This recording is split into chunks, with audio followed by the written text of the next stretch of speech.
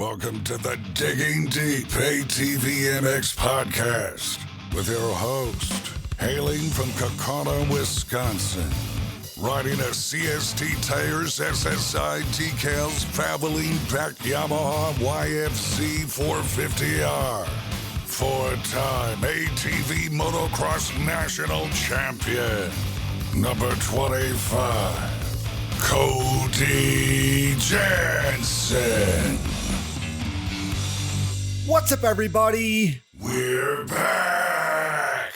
Welcome to the latest edition of the Digging Deep ATVMX Podcast, episode 180 of the Digging Deep ATVMX Podcast, presented by our title sponsor, CST Tires, in stock and available for purchase today at shop.csttires.com. I'm your host, Cody Jansen, saying hello to our nearly 303,000 monthly Digging Deep listeners in all 151 countries in which you are listening, and this is our Digging Deep Budds Creek 2026 Race Review Show. Budds Creek delivered another classic. From demanding track conditions and clutch passes to breakout rides and championship implications, the 2026 Budds Creek ATV Motocross National had a little bit of everything. So let's dig in. But first, let's quickly shout out all of our incredible partners. CST Tires, go to shop.csttires.com today. Yamaha, thanks to Blue Crew. Thanks to SSI Decals, Valvoline, DID Racing Chain, Launderville Steel Enterprises and Concrete Supply, DP Brakes, and Ultimate Poly Products. UPP Racing, our choice when it comes to case savers,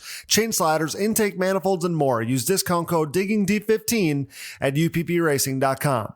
Support all the great companies that support us, and for any products that fall through the cracks, click that Rocky Mountain ATVMC banner on our website to help us out. No matter what off-road gear parts you need, Rocky Mountain ATVMC has you covered. But before you buy, simply click that Rocky Mountain ATVMC banner on our website. By using our specific link, we get a percentage of what you buy on the back end, enabling you to help us out while purchasing the parts you need anyway.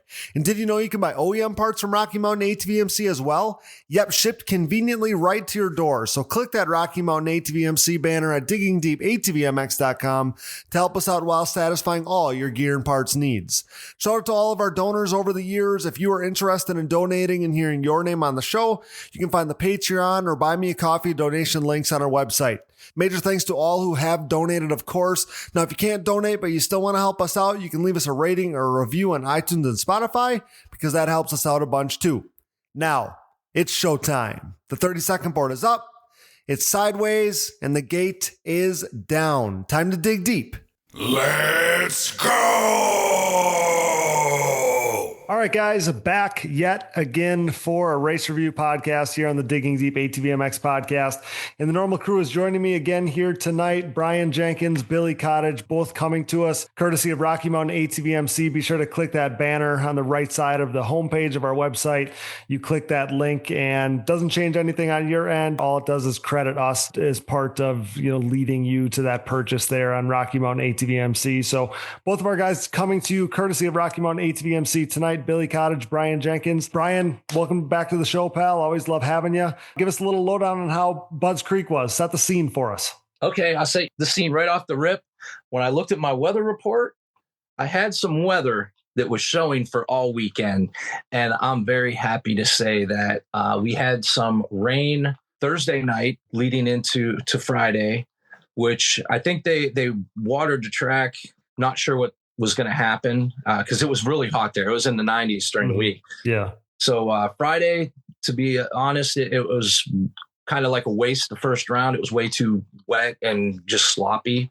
But then for rounds 2 and 3, it developed, and we had what I felt like was a great track the rest of the weekend. For me, I actually really want to extend a heartfelt, awesome job. Thanks to Ezra, because for me, that track is based on the jump faces and the angles of them so that you're getting over the landings or to the landing safely. And I felt like this last weekend was a phenomenal job. It's one of the best tracks at Budds that I got to ride personally from my standpoint. Yeah, and looked like the weather was good. Looked like the faces were good.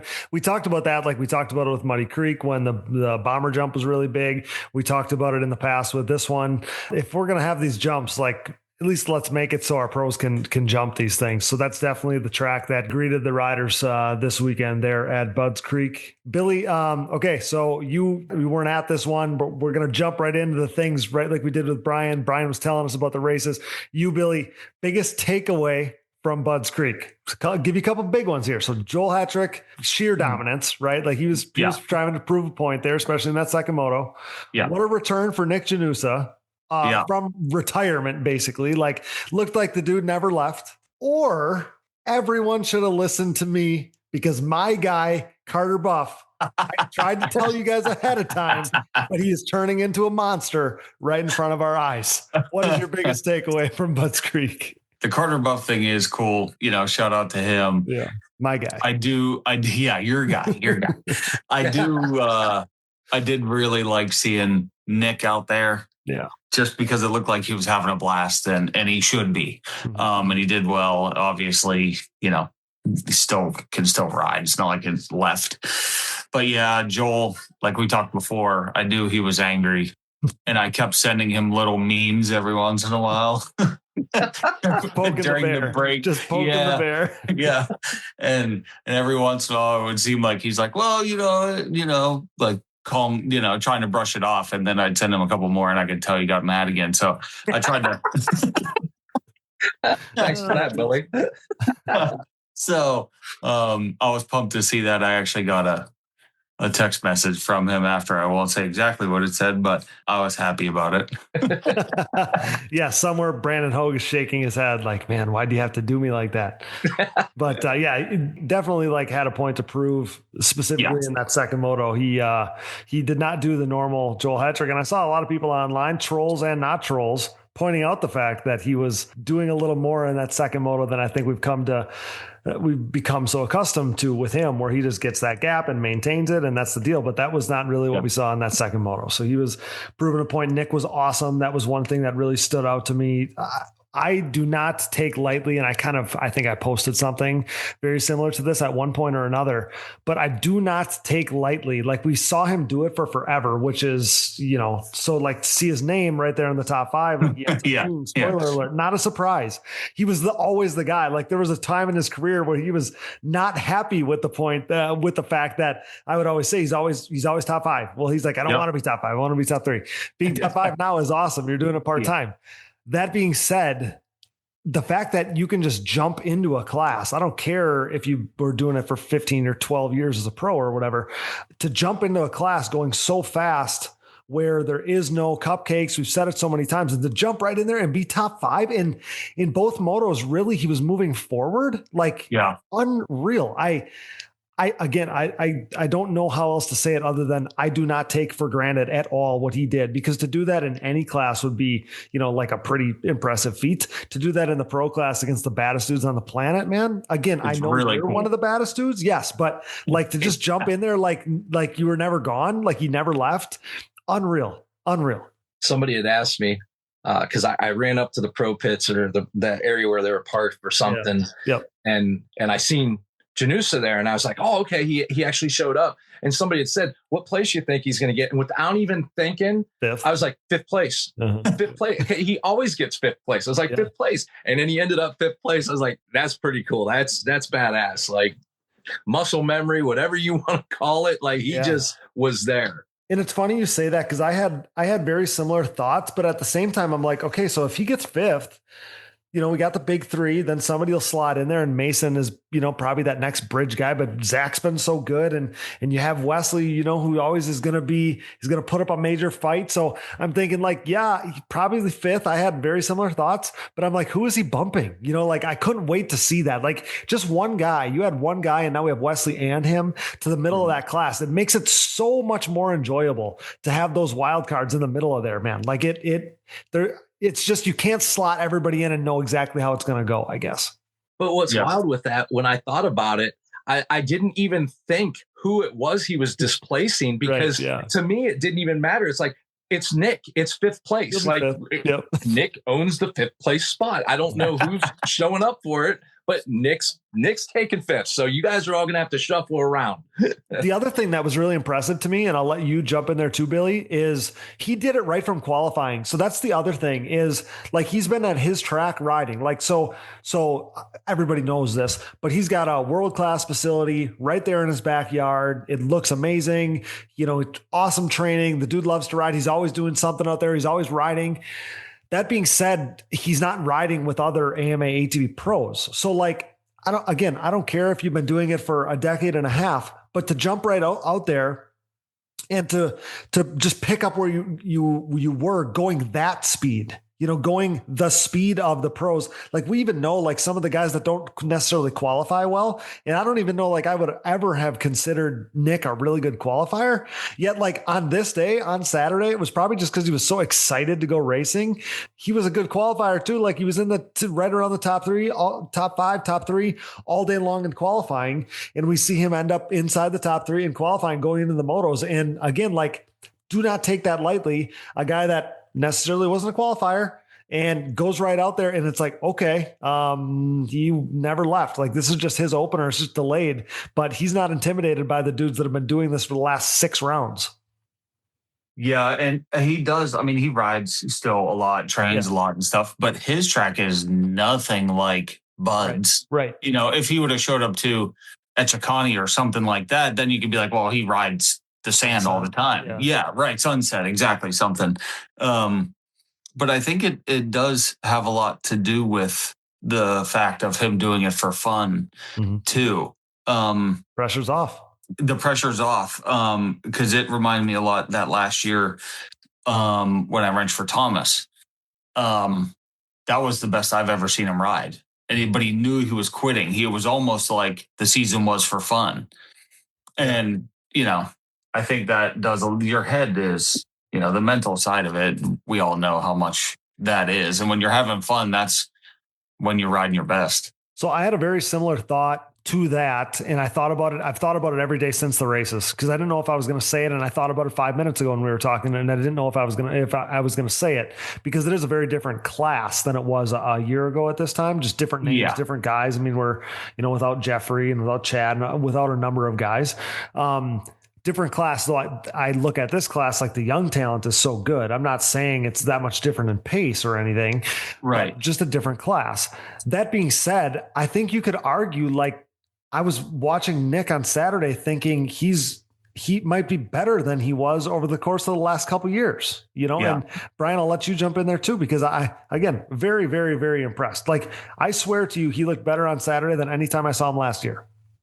One of the things that I picked up that I heard some of the other riders saying, because there were some of the guys that they were excited to see, the same thing. Yeah. How's Nick going to stack up or where am I going to stack up against Nick now, having some time in and gaining some speed and whatnot. And one of the things that I heard that I thought was pretty interesting and funny was they said Nick Janusa's racecraft is top tier because he didn't give them anything. Like the guys that felt like they were faster, he wore them out because he didn't give them any line of opportunity because he knew exactly where he needed to be. He hit his marks. He gave them nothing. He rode flawlessly. And it wasn't that he was overwhelmingly quicker than them. He just didn't give him an opportunity because he was solid. So it just might have been that he protected his lines. He hit his marks. Obviously it's a jumpy track. He loves to jump. Yeah. So it's kind of in his wheelhouse that, that lended to him to have the opportunity to take a breather in the air, regroup and keep charging because racecraft though was the buzzword I heard for Nick this weekend. See, and I love to hear that because I told my dad, I'm like, we were talking about Nick being out there at sometime over the course of the day on Saturday. And I'm like, hell yeah. Like I'm cheering for him. Like he's part of the old guard, like the class is so young nowadays. Like a rider like Nick, cause he was like a rookie of the year right after me, I believe, like the next year. So like we're of a pretty close age. He's a couple years younger than me, but like I resonate with that story. So then again, I know he's only 1 year removed from being a full-time pro, but just to like jump back out there and be at the speed. And like you said, Brian, to be the smart guy, doesn't surprise me at all that he he was able to use that racecraft and his craftiness and just all that. I mean, muscle memory almost isn't giving him enough credit. It's all the knowledge he acquired over all the years of racing with, just like you said, with Thomas and Jeffrey and Chad and Joel, all those guys being up front.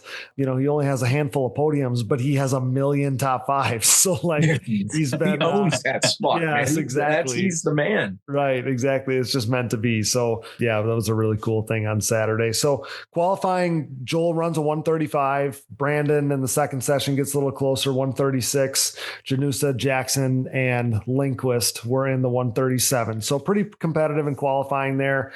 And the motos were, we could start with Moto 1, obviously, but the motos were they kind of mirrored each other, but in different ways. So the constant between the two was Joel. Joel gets the whole shot. He makes a break for it early. Like we've seen so many times, that first moto was a little bit more like we've seen. You know, Joel gets the whole shot, he gets his gap, and then he maintains that gap. Going down the start straight, it looked like we were going to have a battle for the whole shot between Joel and Brandon. They were side by side. It was a drag race to the first corner, and Joel had the inside, and that's the place to be at Budds Creek. You got to have that inside position there. So with Brandon on the outside, Joel clearly gets the whole shot. Max runs up the inside, tucks in, and he sets sail for an awesome finish for him. Spoiler alert, 13 laps later, he's still in second. So that was a really good showing for Max. Brandon had to come from outside the top 5. So he races up through, inside into the top 5, through the top 5, gets to the top 3. By the time Brandon got to Mason Jackson for third, the gap was 6 seconds at that point. And that's why I talked about the two motos kind of mirroring each other, because Brandon was the one coming from the back in this one. Max ends up being the one coming from the back in the second one. So they both put on really good rides to make their way to the podium. But in this one, it was Brandon who was left trying to make a charge in this one. And credit to Max, Brandon never got there. He cut that gap down from, 7-ish seconds, 6, 5, 4, 3, 2. It was 2 at the white flag, and Brandon would never get any closer. And that was really, there was action going on in this moto, but that battle to watch there, and we'll start with you, Brian, you were there on location. But that battle to watch, or the race, the close racing to watch, was Brandon catching Max later in the second half of this moto. But again, credit to Max for holding on and not letting it happen. And Max is, Wisconsin guy. He should really have no ties to Budds Creek. Him and I went out there for an event a couple of years ago, a ride day that they had, and we did some cool stuff with that and Digging Deep. And Max was there. Joey Norris was there.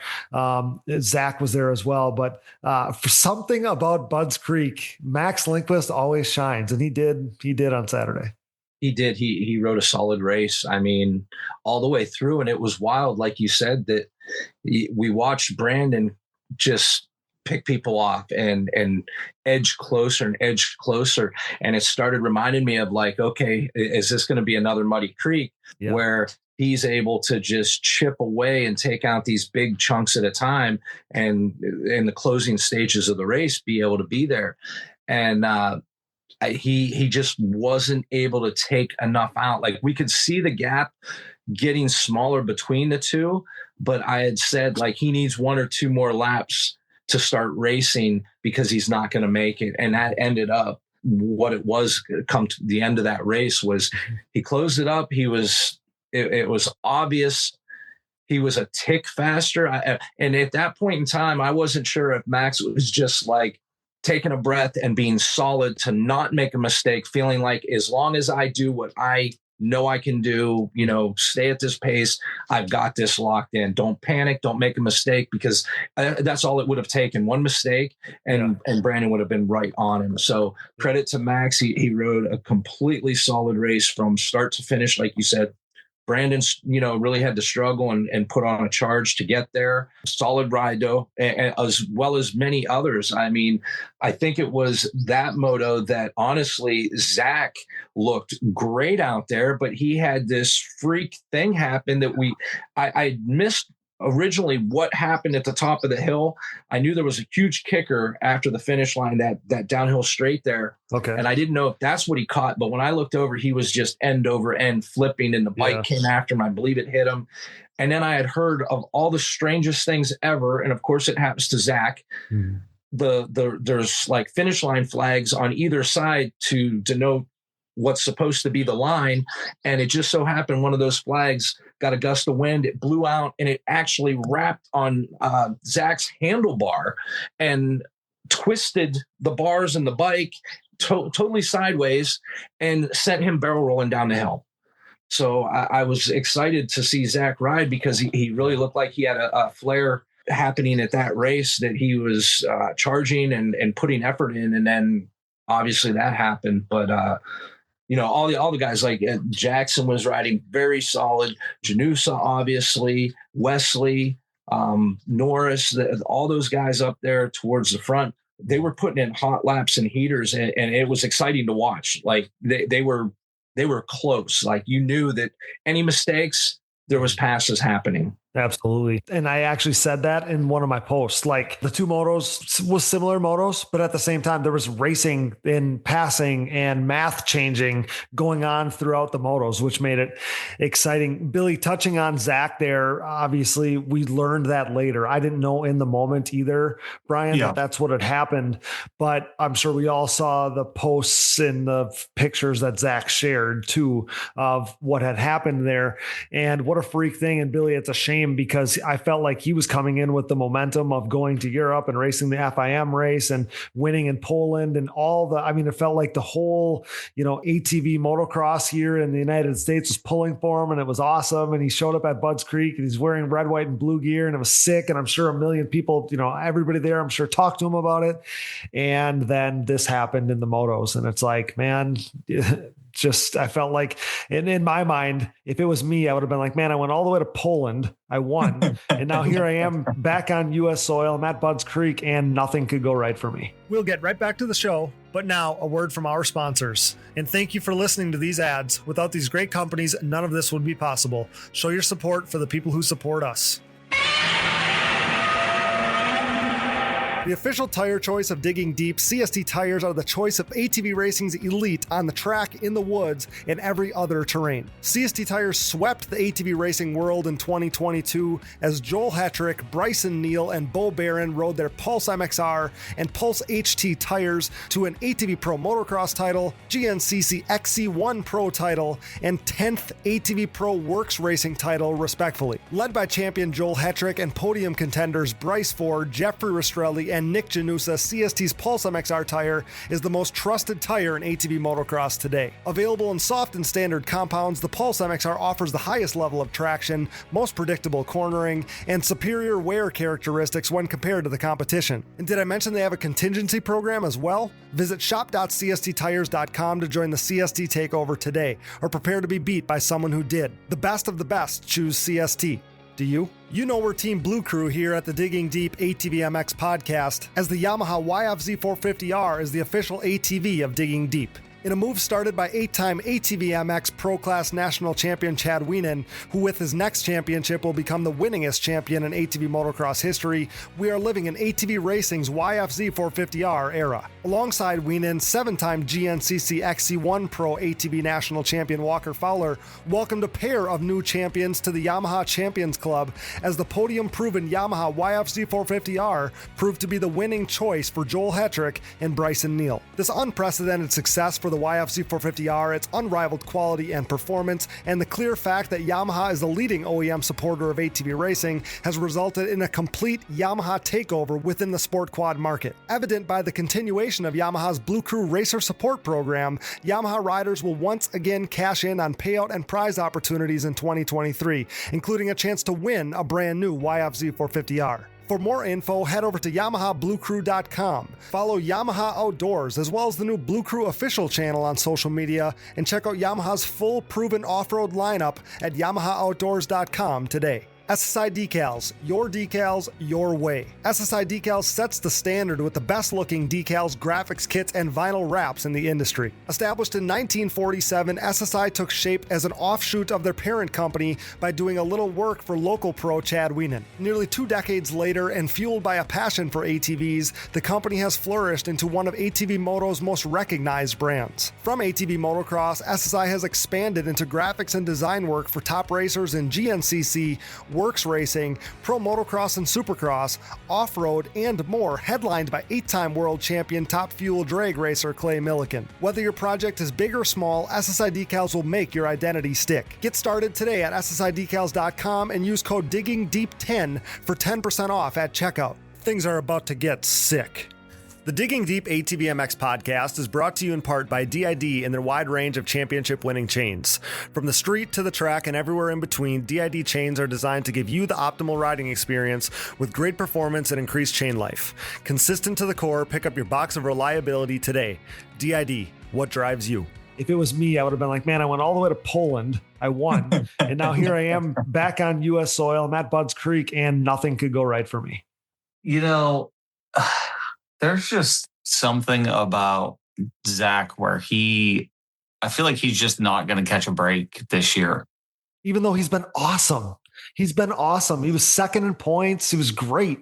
The season's been so good for him. He's got his first podiums. Like, he's been awesome. And then it's just little things. Man. I mean, now I feel for him because it's got to be so frustrating. And like you said, going over to Poland and having the success he did over there, and it looked like he had a blast. And I'm sure that was like a mental reset for him. So coming over here, well, back to here, and then just right back into, stupid stuff. I don't know. I really feel for him because I was hoping he would do well. I do too. I feel for him too. We see him back on the 4-wheeler in the second moto. So that was great. Yeah. It was good to see him back out there. It was good to know that he was okay. And because that was my biggest fear, is just that he was not going to be healthy. So Hetrick, Lindquist, Hogue, Jackson, Janusa, that's your top 5 in that first moto. Like we said, Nick sneaking inside the top 5 there before motos end. And then Zach ends up all the way at the bottom of the list there after the incident we just talked about. So Moto 2, once again, I don't know what happened in between motos. I don't know if somebody said, maybe it was Billy. Maybe Billy's the one that was antagonizing Joel in between motos. But we saw a different Joel Hetrick even in the second moto than the first moto, because he was proving a point. Maybe the difference was that Brandon was in second in this second moto, and Joel wanted to make sure, he lost a moto a week ago, and Joel wanted to make sure that, there was no ifs, ands, or buts about it, who the fastest guy was on this day, who the fastest man on the planet is, and all the things. So Joel gets another hole shot in Moto 2. I'm sure he felt good about that. He makes a break for it right away. I mean, right away, he makes a break for it. And it was very clear that Brandon, who was still riding awesome and ends up with a big gap over third, but Brandon had nothing for the speed that Joel had on this day. Now, I did learn after the fact, I didn't know in the moment, but we did learn that Brandon was sick. Brandon said he was sick on the weekend. So there is that as well. But as far as Joel Hetrick goes, Joel was leaving nothing on the table, ends the moto with a almost 20-second gap, 18.7 second gap at the end of this thing. Brandon was in second the whole time, so he had a fair shake at it, but there was nobody going to go faster than Joel in this one. So officially statement made by Joel Hetrick there. Hogue was much better in this one, got the start that he needed, but just couldn't hang. It was Max, like I mentioned earlier. Max was the one that had to charge up through the pack. He had to come a long way. I mean, he was near 10th-ish. He was at least 8th early in this one, and had to slowly make his way all the way up there. And the math started to change for most of the moto. Mason Jackson was in position to end up on the podium here at the end of the day. And with every pass, the math got a little closer and a little closer and a little closer. And by the time that Max had made the pass on what would be Nick Janusa for 4th, that gave him the podium spot. He didn't need to get Mason, and yet he still chased Mason down and passed Mason with a lap to go to take 3rd in the moto and end up 3rd overall on the day. So that was the race to watch. And once again, there was great racing to watch throughout the class, but the rider to watch in this one was now the rider coming from the back. First moto was Brandon. This one was Max. Makes a awesome effort there throughout the moto, ends up getting up to 3rd, and that's good enough for the podium. So Brian, again, you were on location. I'll let you jump in there about what you saw in the second moto, but a dominant ride by Joel, Brandon stays solid in second. He ends up second overall, goes 3-2, second overall in the day. And Max Lindquist, a heck of a ride for him. And he had to go chase down Mason, who is really rounding into shape here as we're in the second half of the season. Mason's really coming around with what he was dealing with, but Max wouldn't be denied there. Top 3 in the moto, top 3 overall. Yeah, right away. That moto felt a little bit different because, we can all watch the films and see Joel, or if you're at the track, Joel has certain tails that we know he does. There's always going to be that 1 or 2 spot that he will take a look back over a jump or in a turn, and we see it. And because that's his spot, then it's almost like he marks. And then that's every lap there. He's looking to see, okay, am I keeping it, or do I got to pick it up or whatnot? And we all do that, right? We all pick out our spots. Yeah. Well, and normally, yes. And I seen Joel look back once, and he seen Brandon. It was almost like I'm surprised the hand didn't come off to say, "Let's go, come with me," because it was almost like that was the gauntlet that was thrown down right there. It was like, okay, there you are. I see you. I see you. Good luck. I never seen him look back again. Now, given this is the baddest man on the planet on a 4-wheeler. Yeah. We know this. Brandon is an amazing rider. Anybody, just to keep Joel, in sight. I mean, he's that guy. Yeah. So, but I did feel like Joel was on a mission, and whether it was Billy poking the bear, lighting the fire, I don't know. Billy. Maybe Carly did something. I'm not sure where it came from, but no, Carly wants him to keep it closer. She said, she told him, I want you to make it interesting, but Joel is not listening to his wife on this one. Joel was pulling 2 seconds a lap. We were watching it. Like, it was ridiculous. But to the rest of the guys, obviously Brandon rode a great race. Yeah. All the guys throughout. It was hot. I want to make sure to bring that up. I felt like the first race of the year that we actually had some heat, that it was going to affect the stamina and hydration and possibly how long those guys were able to battle and last. Mm-hmm. It wasn't like in years past where it's been, possibly moto shortening hot, but it was a change, and I wanted to see who it would affect. But yeah, those guys after the front, it was hard to take your eyes off of that, to be honest. But Max did watch Max. Max had a battle. Once again, I had heard Max saying that, his hardest pass was Janusa, that he was, like a lap and a half or 2 laps to get past Nick to make that charge. But like I said, the track was phenomenal. I felt like Moto 2, those guys were on their marks a little bit better, a little bit quicker. Sure. They didn't let off that moto. Like, there was maybe 3 laps to go. I finally seen where Brandon was just kind of like starting to float things. And like you said, I had heard after the fact, Brandon wasn't feeling that great. Yeah. That moto, I was very happy because we were talking about Zach. Zach was limping around. Zach took a pretty good hit. Mm-hmm. So for him to go out there and bounce back the way he did, I was very happy to see that, because I was very nervous and worried about him. Yeah. Because that quad did catch him once on one of the flips, and it was like right in his sternum chest where it looks. So I was thankful that he was up and around. I didn't see his post to see if he posted what the injuries might have been or aftermath. But like I said, I'm just really happy that he was on 2 feet and able to do what he did that second race. And he was right in the mix. I mean, he was 4th at one point. He would have had a bad gate pick, which does not help at Budds Creek. Right. And he was still right up in the mix and ends up, I believe, 6th in the moto, which is still really respectable. And just like you said, Cody, I just want to point it out. Yeah. You nailed it.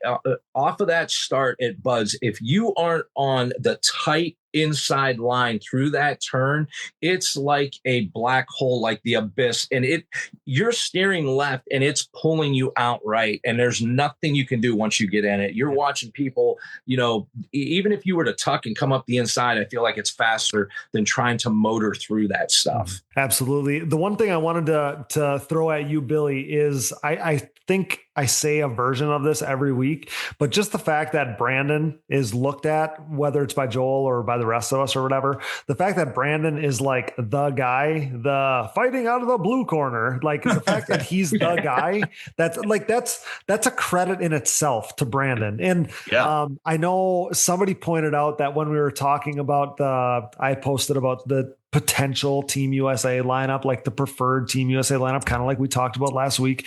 Yep. And I had mentioned the accolades of these guys, and I had mentioned that Brandon won a moto, and I had listed that as an accomplishment for Brandon, which it effing is. But it's not Joel's fault that nobody else in the class has ever won a moto before. Like it's not his fault. But the fact that Brandon is the number one challenger and has looked at clearly right now like the number one challenger, that is a credit to him for standing out as that guy, because it could have been any of these guys. It could have been Max, and Brandon and that team and the whole team, the crew.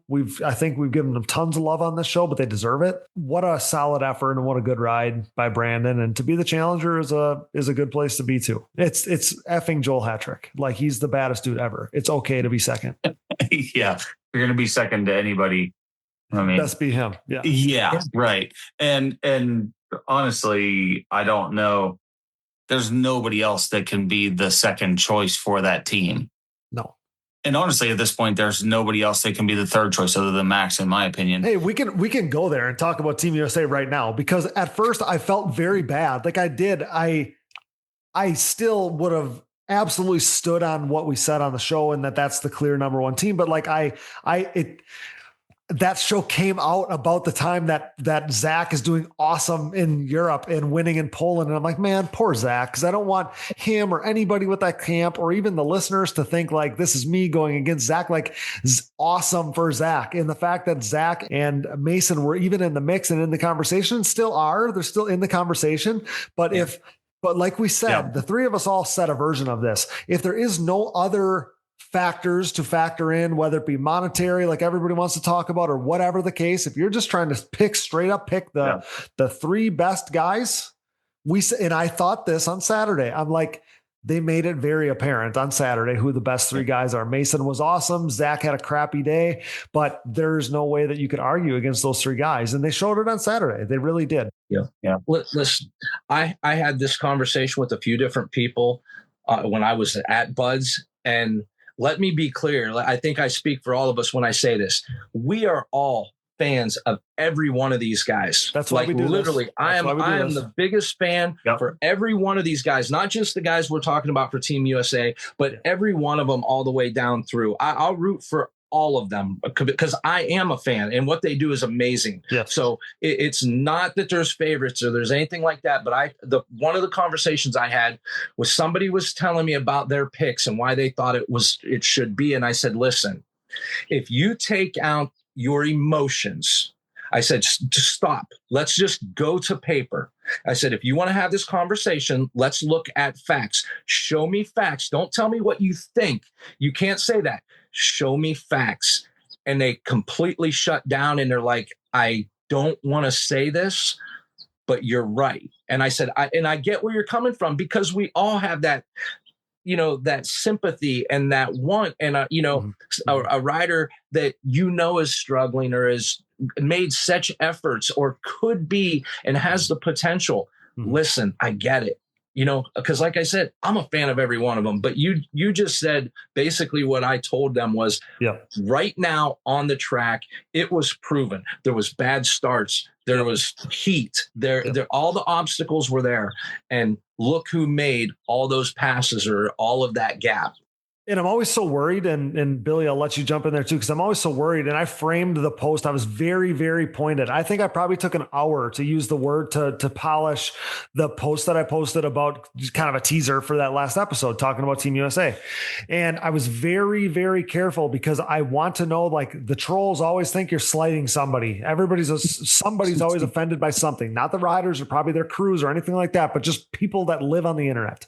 So I didn't want anybody to take it the wrong way, because somebody out there will take it as a slight to Mason or to Zach or whoever. And that is, I wanted to make very clear that they have both been awesome. They both got their first podiums ever in their careers this year. They've been great, but Joel is inarguable. He's got 82 wins. Brandon has 21 podiums and a moto win, so that's awesome for him.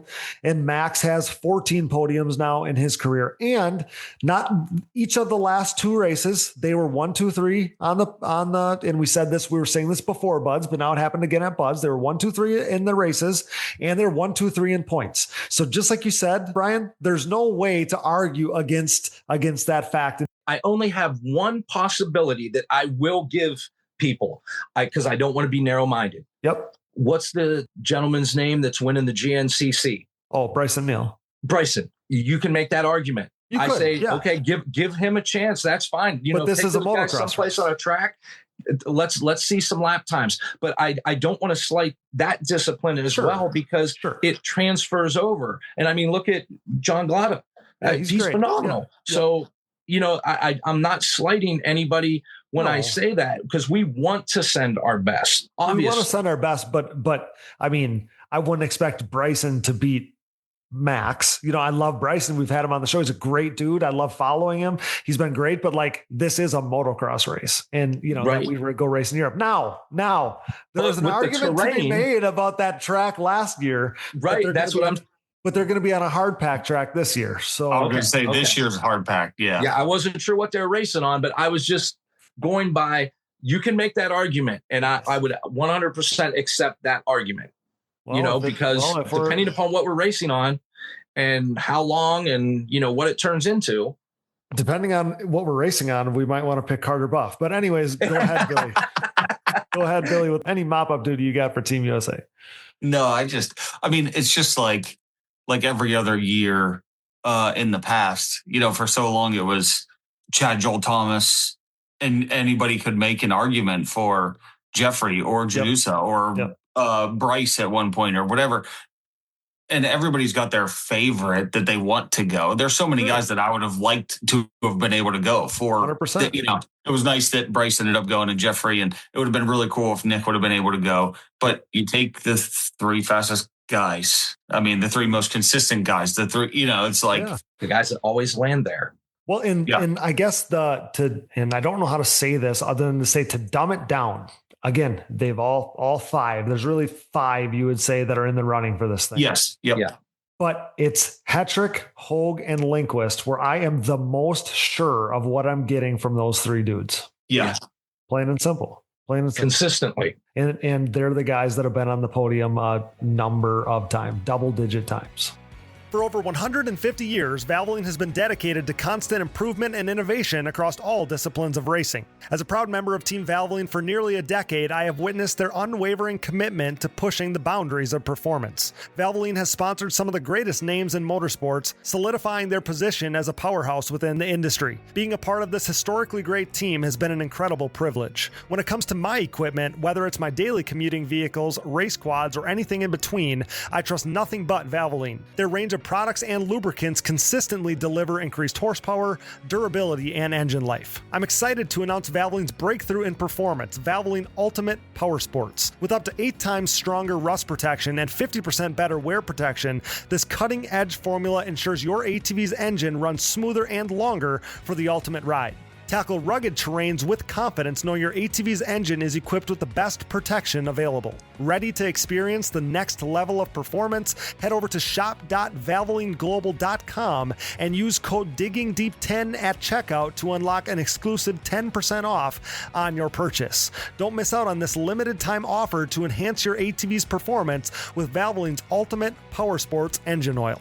Hey everyone, this is Larry Mills, president of DP Brakes North America and proud partner of the Digging Deep ATVMX Podcast. We at DP Brakes are a longtime supporter of ATV racing and the world leader in sintered brake technology, dominating the ATV world for decades by supporting the best four-wheel racers on the planet. This year's lineup includes Jeff Rastrelli, Mark Baldwin and Baldwin Motorsports, Ford Brothers Racing, Nick Janusa, and many more, including Mr. Digging Deep himself, Cody Jansen, plus all the top 17 GNCC pros such as 7-time champion Walker Fowler, Bryson Neal, Hunter Hart, Cole Richardson, Jared McClure, Adam McGill, and previous champion Chris Borich. These top riders continue to appreciate the high performance and impressive durability that their DP brakes have to offer, products that ultimately help place them on top of the podium week after week. DP brakes are available through www.dp-brakes.com, or you can purchase them through your local Parts Unlimited stocking dealer, or you can even message us, myself, Larry Mills, or DP Brakes on Instagram or Facebook. And if you have any questions about product or sponsorship support, please ask us. We are waiting for you. Join the best ATV riders in the world equipped with DP brakes, and have a great year, everyone.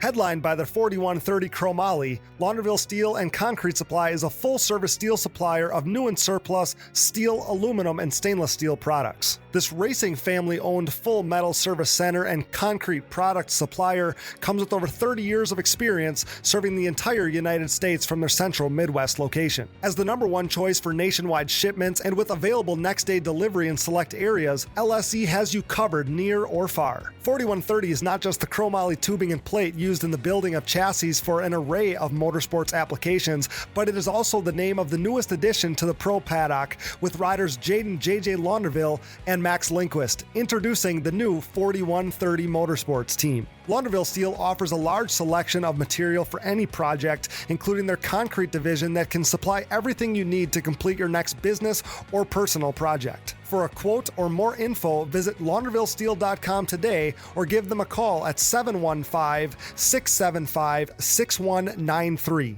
That's 715-675-6193. With a desire to keep you in the race, Ultimate Poly Products offers the Ultimate Protection Collection of case savers, chain sliders, intake manifolds, and more. Founded on quality in 1998, this family-owned and operated business produces products created by racers for racers. These industry-leading products are proudly made and manufactured in the USA, with their case savers being made of the highest quality American-made polyurethane on the market and designed to completely conform to your engine case to help prevent case damage from a thrown chain, because no one wants to be a spectator on race day.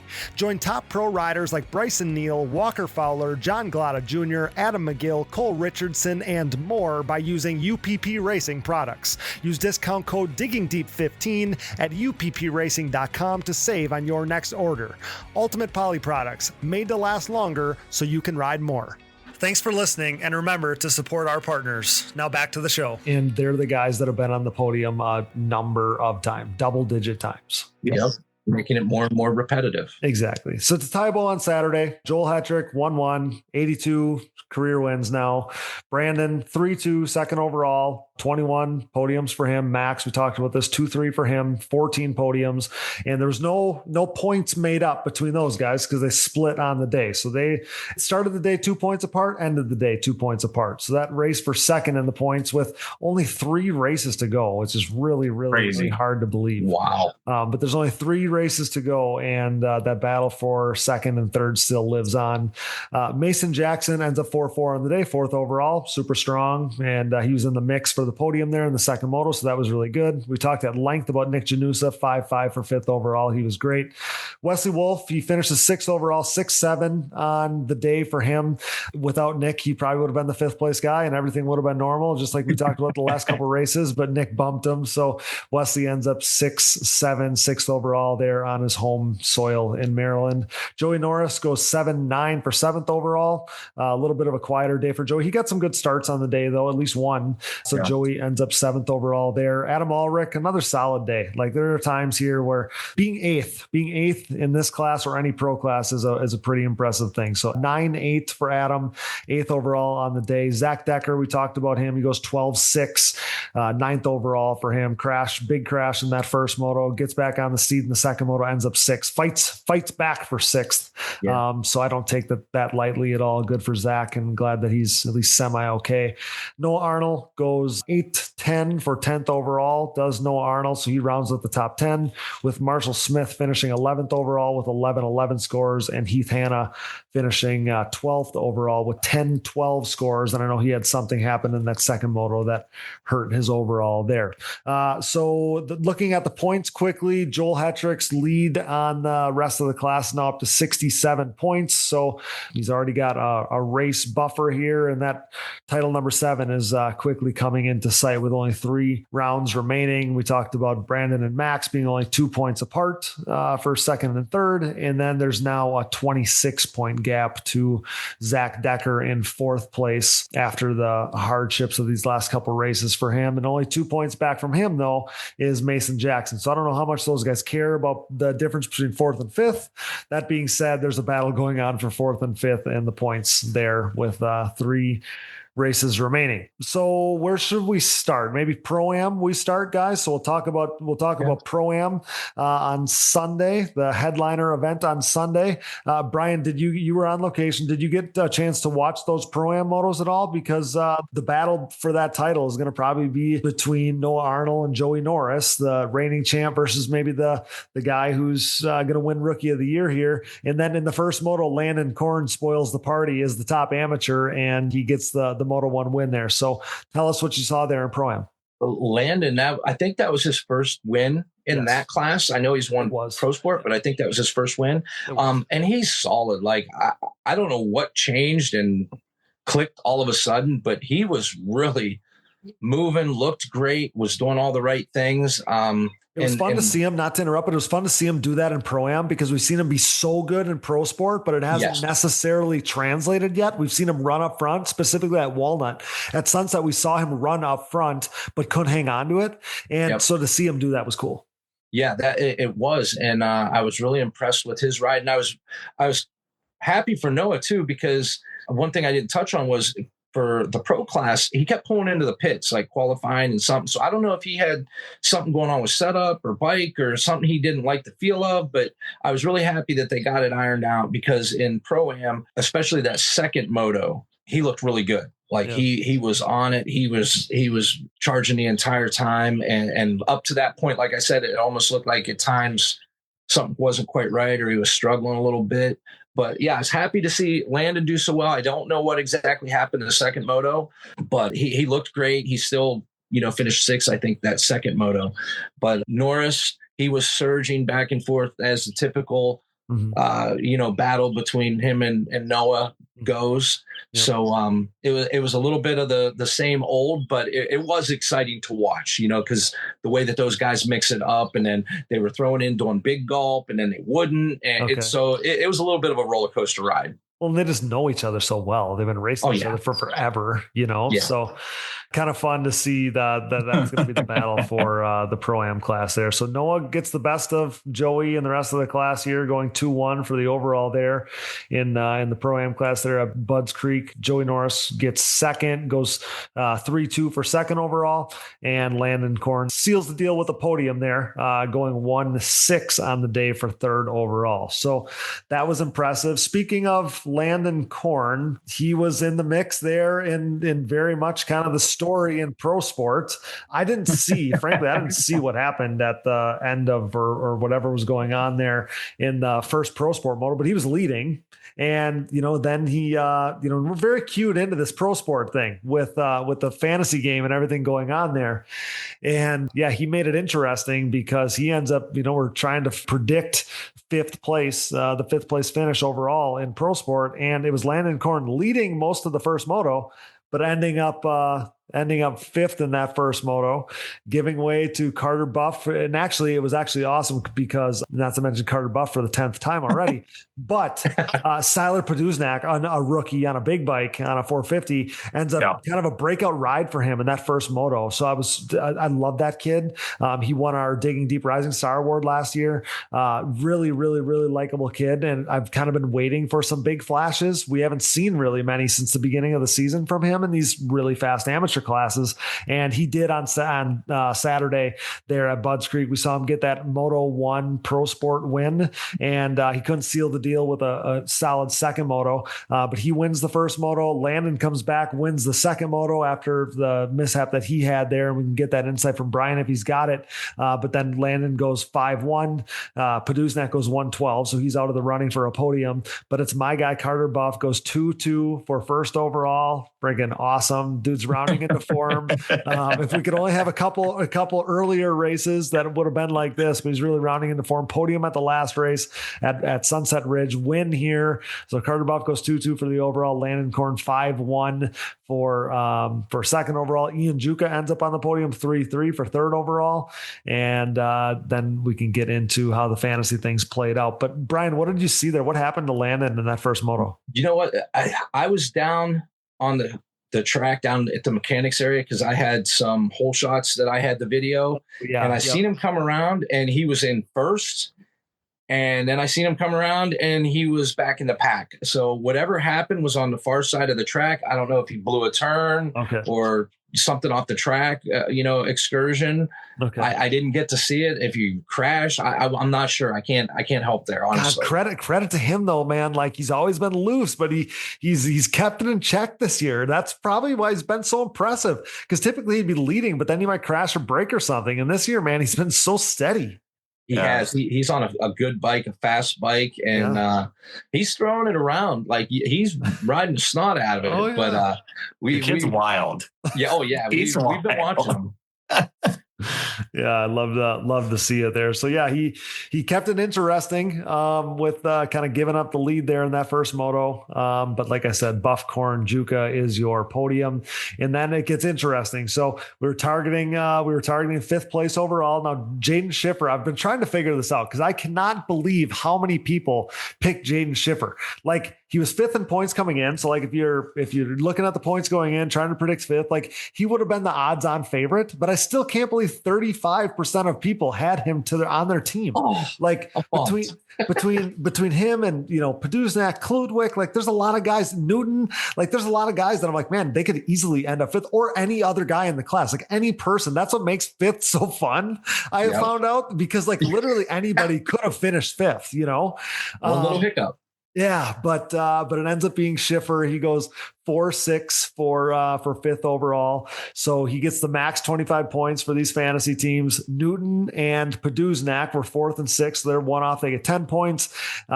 Teams that had them got 10 points. And Juka was third, 2 spots off on the good side. But as far as your fantasy team goes, it only gets you 5 points. And this Colton Gillespie gets 5 points on the other side for finishing seventh. But Jaden Schiffer, man, he delivered. I just posted about it before we jumped on the call here. But he delivered for fantasy teams on Saturday. Me too. That's a cool thing. And honestly, to bring up, we brought up this once before, but before, all the points were always so close, it was really hard to make up ground. And with this wild card thing, like there's some serious points to be made up. I mean, 25 points is a lot, when that's the difference. 3 positions is the difference between 25 points and 0. So there's room to move right now. Yeah, easy for you to stay out front. Leading the pack up there. I could not believe, because nobody had the perfect score, because Marshall Smith ends up getting the spot in the fourth tier because of what Heath Hanna had going on. Mm-hmm. So I'm like, man, like, I don't know that anybody's going to have the perfect team. And then it ends up being like we have 17 people tied for the win, a point or two off of the perfect score. So go figure, we're going to have to give a million shirts away. But yeah, it was awesome. The fantasy thing is so fun. The wild card was an awesome addition. So credit to you guys for the push to do it, because I had thought about this a lot over the years, but I think we nailed it. This is, I was just say it's perfect, man. I appreciate it.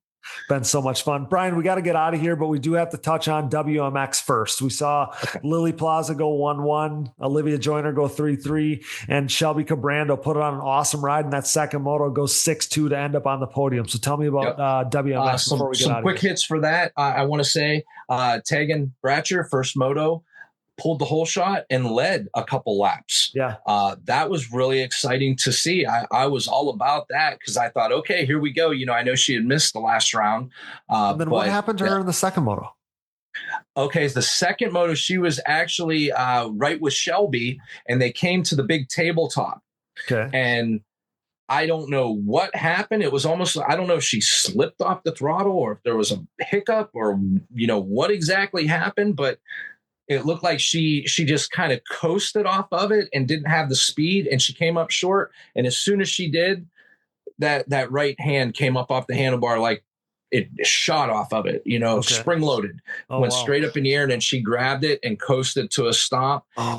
She ended up, I don't think that she actually broke it entirely. I think she fractured it really bad, cracked it across.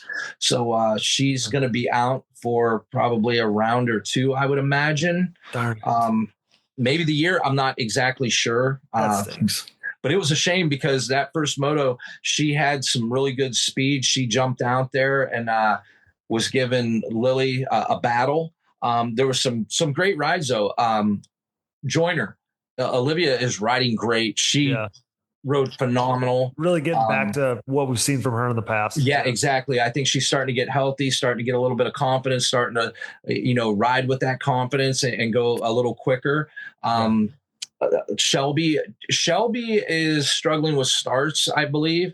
And that's what made it so hard on her the first moto, because those girls picked it up, like India and Hannah Michael. They rode great. So it wasn't like, I want to say, normal for some of the girls that we expect to be in front to be able to zip around the outside and pass these girls really quick. They were riding really quick themselves, and it made it more of a challenge to get past them because it was such a fast track. So, maybe a pass that would have taken 2 or 3 turns originally, now it's taken maybe, a lap or 2 to get around. Sure. So it slowed the progression down. And that's a testament to the class, though, that as they get quicker, they start to bunch up more. And I like it. It's showing me that they are learning. They're getting quicker. They're vibing off of each other, and it's turning into a really great class to watch from front to back because they're starting to close the gap. Mm-hmm. Absolutely. So I definitely wanted to touch on WMX before we got out of here. Yeah, we saw some great racing there. We saw some great racing throughout the classes. Pleasure Valley always gives us a bunch of good stuff too. I think we got a lot to look forward to at Pleasure Valley, whether it's a pro class. We saw some awesome racing going on in WMX in recent years there.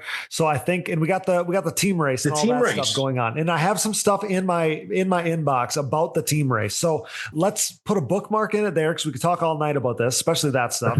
So let's put a bookmark in it there, and let's get back together. We can do like a preview episode or something and talk about some of that stuff, because I think it'd be really fun to give people like the rules, the expectations, all the things. And also then maybe by then we have some, I would love to have some like previews of these teams, like some leaks of what these teams look like. So I think let's put a bookmark in that for now, and let's shift gears to Pleasure Valley in the next one. But for tonight, guys, I can't thank you enough for being here yet again. No matter what happens at the races, I feel like when we get together, it's always so much fun. But again, we could sit here all night and talk about the ATV Motocross Nationals. So I can't thank you guys enough for spending another night with me and sharing the conversations with all of our listeners. And I look forward to getting this one out to the listeners and then shifting gears to Pleasure Valley, because we got a lot to look forward to. You guys racing, Billy will be at the racetrack. It'd be awesome. Team racing going on. Hopefully I'm in attendance as well. So should be really fun. But for tonight, guys, I can't thank you enough for being here and sharing your knowledge with us yet again here on the Digging Deep ATVMX podcast. Yeah, man. Thank you. Yeah, appreciate it. Anytime, just hit us up. We're down for it. When we're talking about racing, that's second nature. I just love that you guys keep coming back. I just love that you guys just keep coming back for these conversations. I love it. I look forward to it. I really enjoy the fact that everybody likes it, and I think it's a really good dynamic. So, you got to roll with what works. So you guys riding together this weekend, or what's the story? I don't know. Whenever Brian gets his bike fixed. Yeah, nothing's broke. I just got to change a couple things. So, I'm getting up early in the morning. If I have everything I need, I'll have it hopefully on its way to the dyno and be ready to go for the weekend. So it's all going to be dependent upon tomorrow and the availability of the dyno for me. Awesome. Well, hopefully you guys get to spin some laps and fine tune some things, and then the focus will shift to Pleasure Valley, and we can't wait to see you guys there. But for tonight, for everything going on with this episode, Budds Creek, all the things, thank you guys for everything. Appreciate you being here as always. Love having you. Wouldn't be the same without you, and look forward to doing it again soon, guys. But thanks so much for being here. Yeah, man. No problem. Have a good night. Absolutely. Have a great night, guys. Let's talk to you later, Billy. See you, Cody. Sounds good. Thanks again, guys. That's our crew signing off on the Digging Deep ATVMX podcast. Brian and Billy both brought to you by Rocky Mountain ATVMC. Click that banner on our website. But for tonight, for now, we're signing off on the Digging Deep ATVMX podcast. We will see you guys all again soon. Have a good night, Brian. Thanks so much. We'll see. Man, another killer episode in the books. And someone explained to me how there are only 3 races remaining in this 2026 ATV Motocross National season. That is so hard to wrap my head around. I guess that just means that we have to cherish these few races that we have left here in 2026. Major thanks to Brian Jenkins and Billy Cottage for joining the show again this week as featured guests. Thanks to my brother, producer Dallas Jansen, for all his hard work. Thanks to my wife, Brooke, and thanks to AMA officials Joe Messina and Harv Whipple. Thanks to all of our donors. A special shout out to Motomom Designs for doing all of our shooting at the races. Thanks so much, Megan. You're the best. Thanks to all of our donors. And thanks to all of our partners. CST Tires, go to shop.csttires.com today. Yamaha, thanks to Blue Crew. Thanks to SSI Decals, Valvoline, DID Racing Chain, Launderville Steel Enterprises and Concrete Supply, DP Brakes and Ultimate Poly Products, UPP Racing. Use discount code DiggingDeep15 at uppracing.com. Support the brands that support our show, and don't forget to use those codes to save.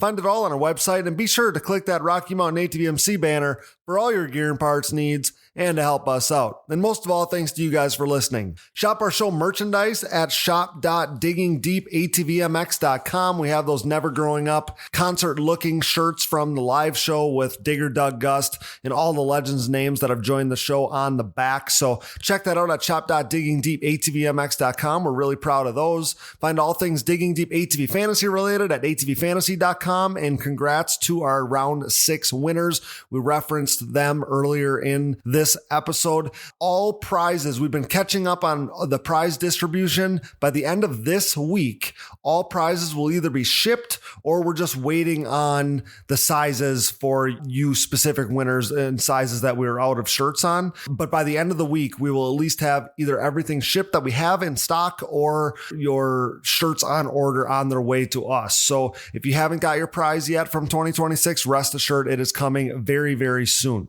Leave us a voicemail and we'll play it on the show, 920-569-3519. If you're looking for another easy way to help support us, visit our website and click the Patreon or Buy Me a Coffee buttons. This allows you to set up a one-time or monthly contribution to support our efforts. Follow the show on social media, Digging Deep ATVMX Podcast, and myself, Cody Jansen, for additional content, coverage, and more fun stuff, as we only have 3 races remaining in this ATV Motocross National Championship season. Unreal. You can find us on Apple Podcasts, Google Podcasts, Amazon Podcasts, Spotify, YouTube, and more. Wherever you find podcasts, you will find the Digging Deep ATVMX Podcast. All episodes, additional podcast providers, sponsor links, and discount codes, show merchandise, fantasy info, and more can all be found on our website, diggingdeepatvmx.com, so check that out today. Be a friend, tell a friend. Please download, subscribe, rate, review, and share. And with that, for Billy Cottage, Brian Jenkins, Brooke Jansen, Dallas Jansen, and I'm your host, Cody Jansen. Thanks for listening to and making us the most listened to podcast in ATV racing, with nearly 303,000 downloads last month in 105 total countries. Until next time, thanks for joining us in Digging Deep with the Stars of ATV Motocross.